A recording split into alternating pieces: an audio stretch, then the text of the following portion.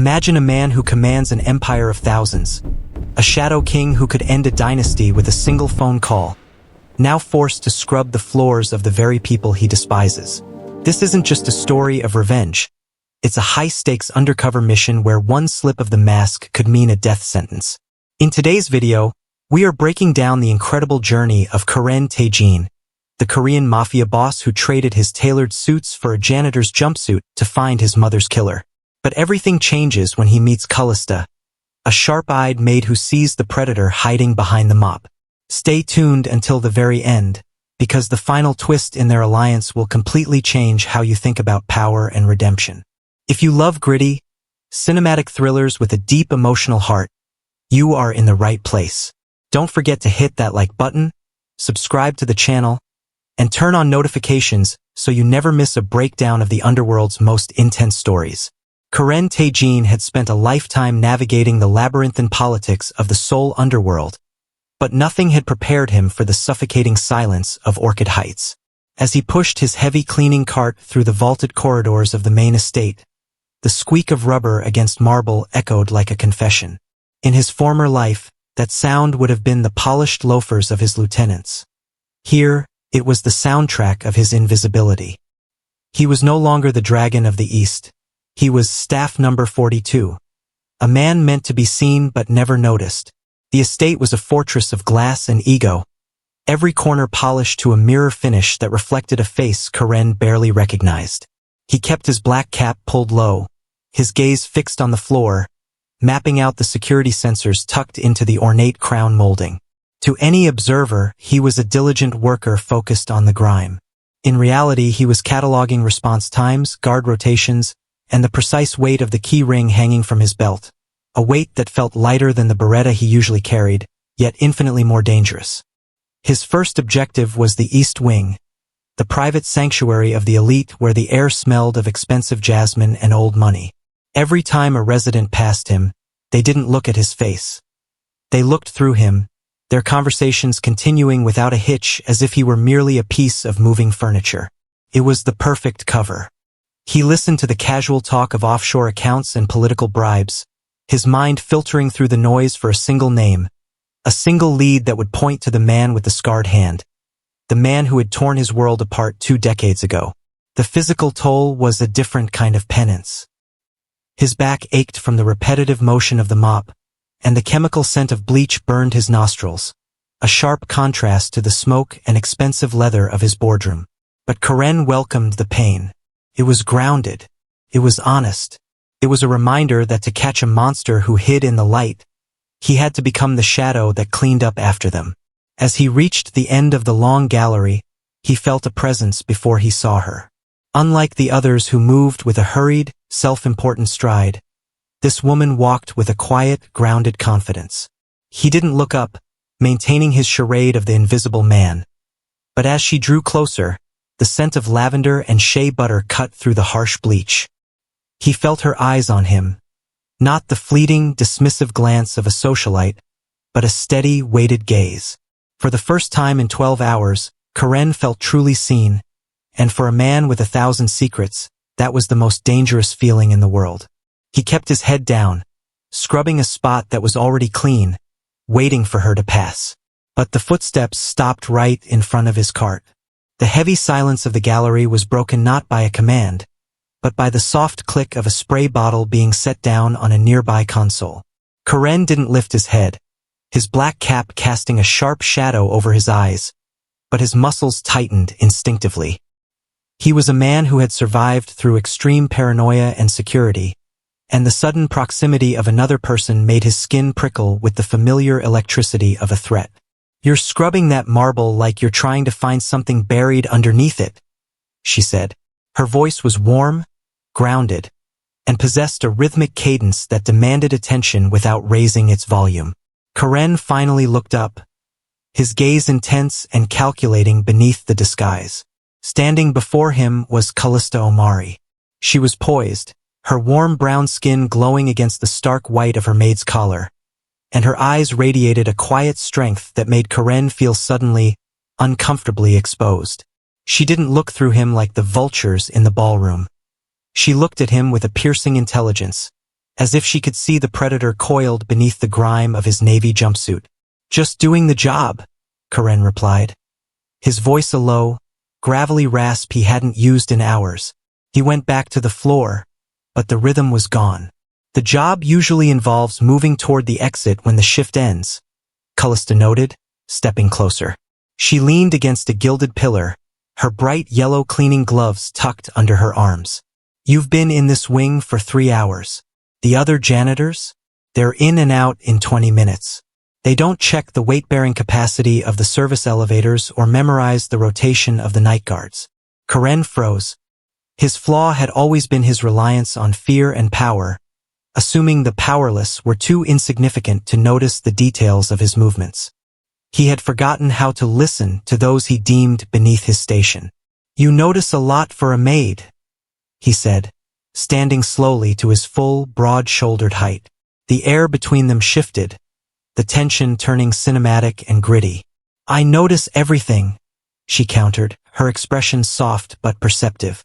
"In this house, the help are the only ones with their eyes open. The people who live here, they think the walls clean themselves. But you don't move like a man who's spent his life holding a mop. You move like a man who's used to holding something much heavier." She stepped into his personal space, her gaze locked onto his. "My mother used to say that eyes are the only part of a person that can't tell a lie. Yours aren't looking for dust, Staff 42. They're looking for blood." Kyren felt his emotional armor crack. This woman, who possessed a wisdom from the streets, had dismantled his professional persona in less than 5 minutes.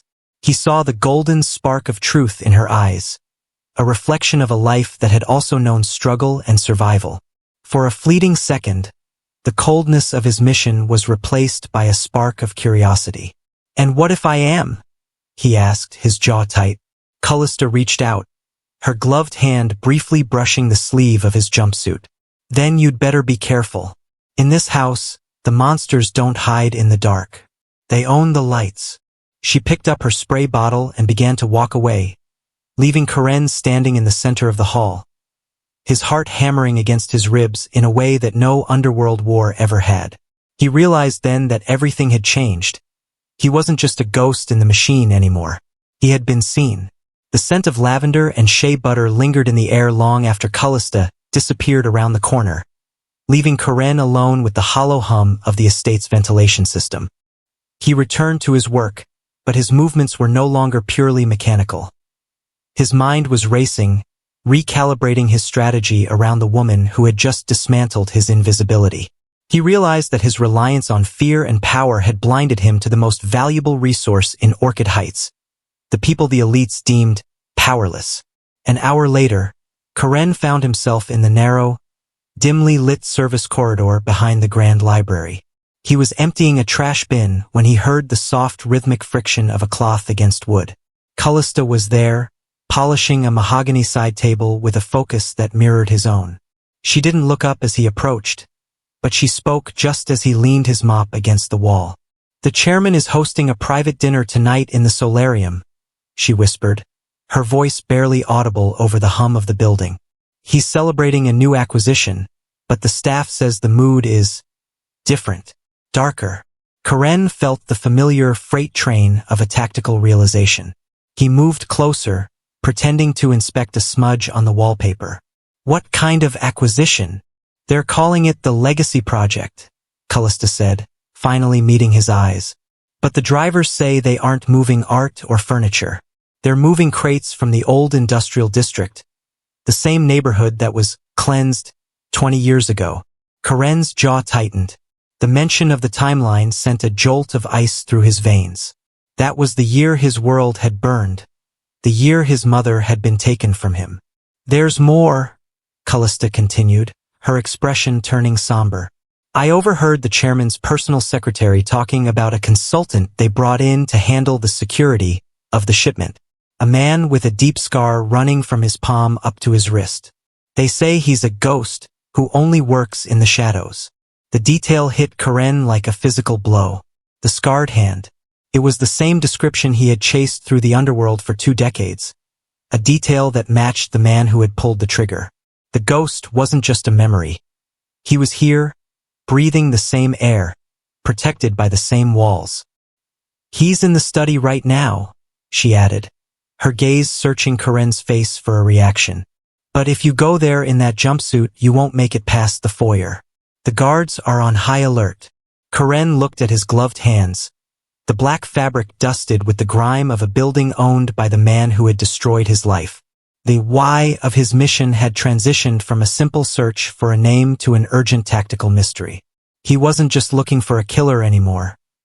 He was looking at a massive conspiracy that spanned from the streets to the boardroom. Why are you telling me this? Kyren asked, his voice low and dangerous.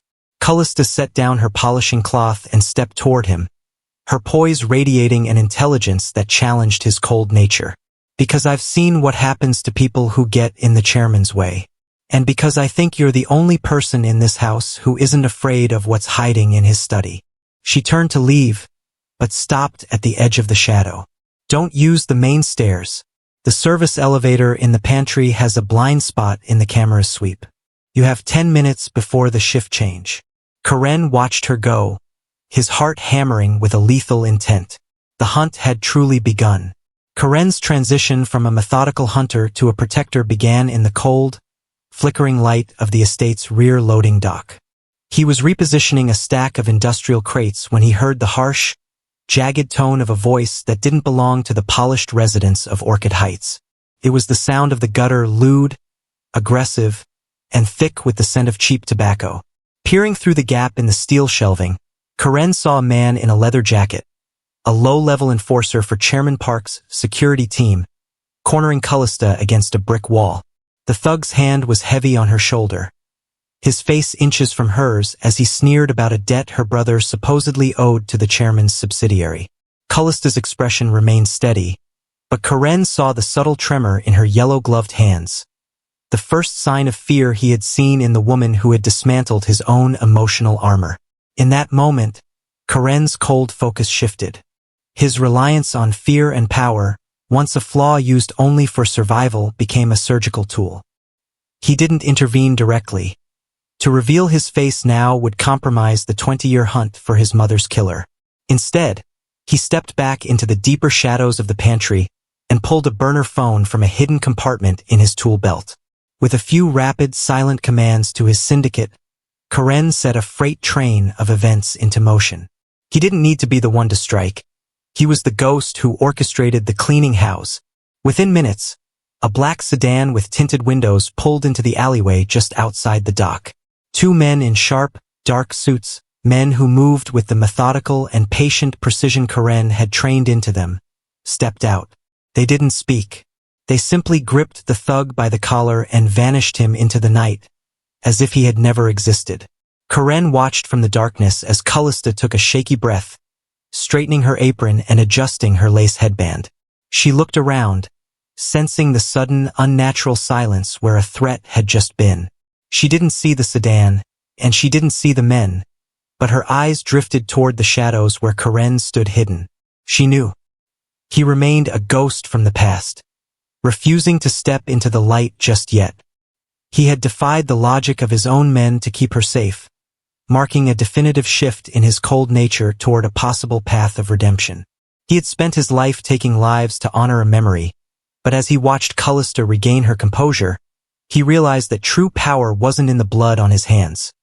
It was in the safety of the woman who had finally taught him how to listen. The hunt for the scarred man continued, but now, Kyren was no longer just a killer. He was a guardian in a janitor's skin. The air in the deep archive didn't just feel cold. It felt heavy, as if the weight of 1,000 buried secrets was physically pressing against Kyren's chest.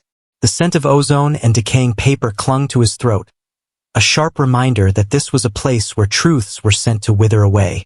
Kyren moved with a practiced, rhythmic silence, his boots barely skimming the Durasteel floor.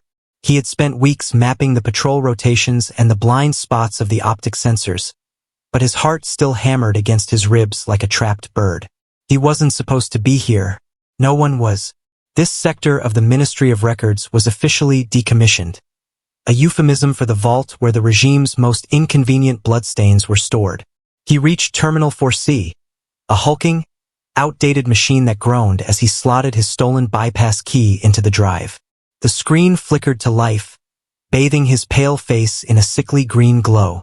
His fingers hovered over the keys, trembling. He had grown up on a diet of official lies, that his mother had died in a tragic mining accident, a martyr to the state's progress. But the whispers in the dark corners of the lower city had suggested something far more sinister. The cursor blinked, expectant and cold. Kyren typed her name, Ilara Vance. The system word searching through encrypted layers of history. Seconds stretched into an eternity. Finally, a single file materialized. It wasn't a death certificate or an accident report. It was an executive directive. As the document expanded, Kyren's breath hitched. There, in the top right corner, was the crimson seal of the High Arbitrator. The subject line read, Neutralization of Subversive Element 709. He read the words, but his mind struggled to process them. It wasn't an accident. It was a calculation.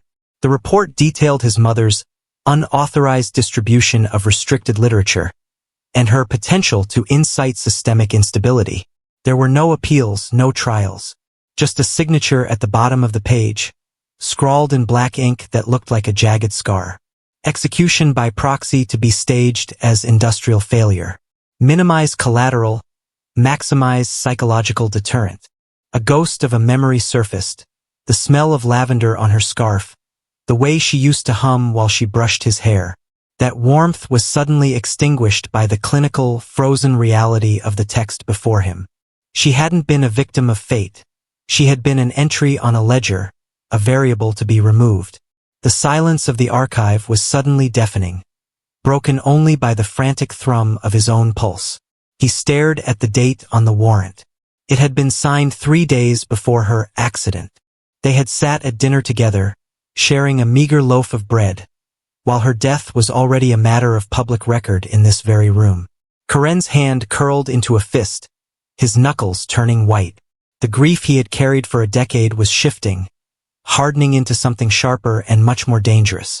The fear that had guided his steps into the vault was gone, replaced by a cold, crystalline clarity. He didn't just want to know the truth anymore. He wanted to burn the building that housed it. With a final, jagged breath, he initiated a local download to his handheld drive. The progress bar crawled forward, a glowing green line marking the end of his life as a quiet citizen. As the drive clicked, signifying the transfer was complete, Kyren pulled it from the slot and tucked it into his inner pocket, right against his heart. The ghost was no longer just a memory. It was a weapon. The safe house smelled of toasted rye and wood smoke, a jarring contrast to the sterile metallic tang of the archive Kyren had just escaped. Outside, the rain lashed against the corrugated roof, a rhythmic drumming that masked the silence between them. Kyren sat at the small, scarred wooden table, his hands still trembling slightly as he stared into the steam rising from a bowl of thin broth. The drive in his pocket felt like a shard of ice against his chest, frozen and heavy. Kalista moved through the small kitchen with a grace that felt out of place in such a cramped, desperate space. She didn't ask what he had found. She didn't need to. The hollow look in his eyes told the story better than any file ever could. She placed a plate of torn bread between them and sat down, her shadow stretching long and thin against the peeling wallpaper. "Eat," she said softly. Her voice lacked its usual sharp, command-driven edge. "The cold in those vaults gets into your marrow. You have to burn it out." Kyren took a spoonful of the broth, but it tasted like nothing. "They knew," he whispered, his voice cracking. "They sat in their offices and decided she didn't fit the equation. They signed it like it was a requisition for more light bulbs." Kalista watched him, her dark eyes reflecting the flickering candlelight. For a long moment she didn't speak. She simply tore a piece of bread, her gaze drifting toward the darkened window. "I lived in a place called Ethelgard," she began, her voice a low, melodic hum that seemed to pull the tension from the room. "It wasn't like this city. We had orchards that stretched to the horizon. In the spring, the air smelled so thick with cherry blossoms you could almost taste the pink on your tongue." Kyren looked up, caught by the sudden softness in her expression. He had only ever seen her as a soldier of the shadows, a woman made of flint and steel. When the ministry decided the soil was rich in silicates, they didn't send an envoy, she continued, her fingers tracing the wood grain of the table. They sent the surveyors, then the excavators. They told us we were being reintegrated for the greater good. My father refused to leave the house his grandfather had built. He said a home isn't something you can just fold up and move to a tenement block. She took a slow breath, the ghost of a smile touching her lips before it vanished. They burned the orchards first. I remember the sky turning a bruised purple from the smoke. By the time they were done, Ethelgard wasn't a place anymore. It was just a coordinate on a mining map. Just like your mother, Kyren. We weren't people to them. We were obstacles to be cleared from the path of progress. The intimacy of the confession hung in the air, thick and fragile. In the shared space of that small meal, the distance between their tragedies narrowed until it disappeared entirely. They were two survivors of a world that viewed empathy as a defect. Kyren reached out, his fingers brushing the rough wood near her hand. He realized then that her anger wasn't a fire that burned out of control. It was a hearth she kept tended, fueled by the memory of a home that no longer existed. We aren't just obstacles anymore, Kyren said, his voice regaining its strength. Kalista met his eyes, the steel returning to her gaze, but tempered now by a shared understanding. No, she agreed, sliding the plate of bread closer to him. Now we're the fire. The morning light in the ministry's upper spires was not warm. It was a surgical, blinding white that bled through the floor-to-ceiling reinforced glass. Chairman Park stood with his back to the room, his silhouette a sharp, dark needle against the sprawling gray landscape of the city below. He didn't turn when the heavy pneumatic doors hissed open, nor when the rhythmic click of Kalista's boots announced her arrival. The Deep Archive reports a localized breach, Park said, his voice as smooth and cold as polished marble. A ghost in the machine 3 nights ago. A file was accessed. Not just any file, but a legacy directive from the transition era. Kalista stood at attention, her spine a rigid line of military precision. Her face was a mask of practiced indifference, a shield she had spent years forging. The sector is decommissioned, Chairman. It was likely a system glitch in the aging hardware. Park turned slowly. His eyes were small, darting, and possessed a predatory intelligence that seemed to strip away layers of skin. He walked toward her, the silence in the room stretching until it became a physical pressure. He stopped only inches away, close enough for her to see the fine network of broken veins in his cheeks. A glitch does not bypass a triple-layer biometric encasement, Park whispered. A glitch does not selectively target the Vance file. No, Kalista. This was a surgical strike. Someone with intimate knowledge of our protocols, someone who knows exactly where the bodies are buried, decided to go digging. He began to circle her, his footsteps deliberate. I've spent 40 years building this order. I've pruned the dead wood to ensure the tree survives. And yet, I find myself wondering if the rot has finally reached the inner sanctum. He stopped behind her, his voice dropping to a low, intimate hiss near her ear. You were on the roster for the perimeter sweep that night. Your log shows a 40-minute gap near the ventilation shafts of Sector 4C. Tell me, Captain, did you see anything unusual? Or were you perhaps distracted by a sudden lapse in duty? The air in Kalista's lungs felt like lead. She could feel the heat of his presence, the weight of the suspicion radiating off him like a fever. I was investigating a faulty pressure valve in the sublevel as per my secondary standing orders, she replied, her voice steady, devoid of the tremor that threatened to betray her. The logs are transparent, Chairman.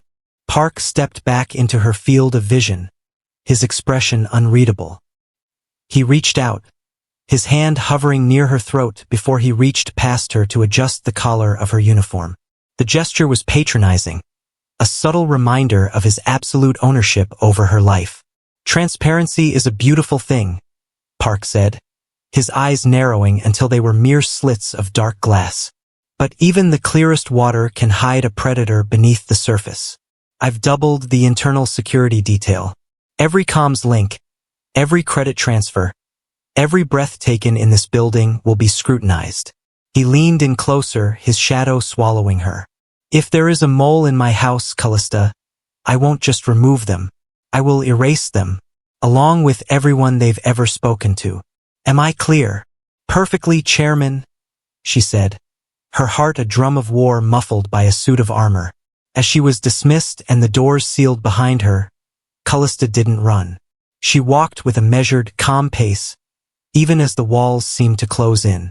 The mask had held, but only just. The game had changed. The hunt was no longer a shadow play. It was a race against the dawn. The grand ballroom of the Oakhaven estate was a cage of gold and glass, shimmering with the false brilliance of the city's elite. Crystal chandeliers hummed with a low-frequency vibration that set Kyren's teeth on edge, their light refracting off the medals of high-ranking officials and the silk gowns of their companions. Beside him, Kalista moved like a phantom in a floor-length sheath of midnight velvet, her eyes scanning the room with the predatory focus of a hawk. Underneath the scent of expensive perfume and aged brandy, there was the faint, acrid smell of accelerant. It was a secret they had carried in with them, tucked into the hollowed heels of their shoes and the linings of their coats. The chairman is watching the north balcony, Kalista murmured, her lips barely moving as she took a flute of champagne from a passing server. He knows the mask slipped. He's waiting for us to blink. Kyren adjusted his cuffs, his pulse a frantic staccato against his wrists. Then let's give him something else to look at. The plan was a desperate gamble, a chaotic redirection to mask their final theft of the ministry's encrypted ledger. As the orchestra swelled into a soaring, dissonant waltz, Kyren slipped toward the heavy velvet curtains of the library. Behind the oak paneling, the estate's automated climate control system sat vulnerable. With a sharp twist of a diverted thermal regulator, he overrode the safety protocols. The first sign of the end wasn't a bang, but a hiss. The vents groaned, and the smell of ozone ignited. Suddenly, a roar of orange flame tore through the ventilation shafts, erupting from the ceiling in a spectacular cascade of fire. The music died in a discordant screech of violins. For a heartbeat, the room was frozen, a tableau of terrified opulence, before the screaming began. Now, Kalista hissed, grabbing Kyren's arm. They didn't run for the exits with the panicked crowd. Instead, they dove deeper into the heart of the inferno, heading for the chairman's private study. The heat was a physical blow, blistering the gold leaf off the walls and turning the air into a choking shroud of black silk. Behind them, the ballroom was a furnace.